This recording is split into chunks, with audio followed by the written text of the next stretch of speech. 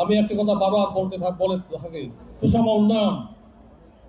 পার্বত্য জেলায় সুষম উন্নয়ন হবে, 3 পার্বত্য জেলায় সুষম উন্নয়ন হবে এবং বাংলাদেশ যদি এগিয়ে যায় পার্বত্য চট্টগ্রাম সেভাবে এগিয়ে নিতে হবে।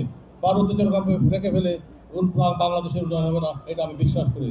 কিন্তু এর জন্য আমাদের সহযোগিতার হাত বাড়াতে হবে।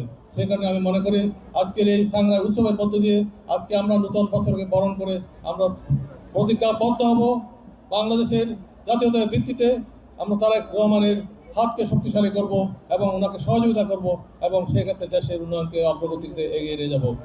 এই পার্বত্য অঞ্চলের 13টি জাতিগোষ্ঠী ঐতিহাসিকভাবে কালক্রমে পরিক্রমায় আবহমান কালতে ঐতিহ্য সংস্কৃতি রক্ষা করে আসছে, সেই রক্ষাগুলো আমাদের করতে হবে। অধুনা উল্লেখ করা যেতে পারে যে কিছু কিছু জনগোষ্ঠী ওদের অস্তিত্বের সম্মুখীন, সেই অস্তিত্বের সংকটে আমাদের এগিয়ে যেতে হবে।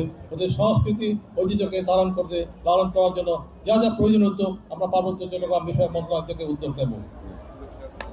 আমি আরো স্পষ্টভাবে বলতে চাই, আমাদের মাননীয় প্রধানমন্ত্রী তারেক রহমান উনি বলেছেন এখানে যতগুলো জাতিগোষ্ঠী রয়েছে শুধু পার্বত্য চট্টগ্রাম নয়, সমগ্র বাংলাদেশে যতগুলো জনগোষ্ঠী রয়েছে তাদের সুষম উন্নয়ন থেকে বঞ্চিত করা হবে না।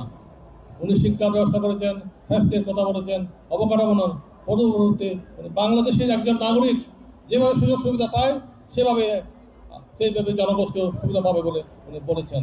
কাজে আমরা বিশ্বাস রাখতে পারি এই সরকার আমাদের প্রতি অত্যন্ত আন্তরিক, আমাদের সহযোগিতার হাত বাড়াতে হবে।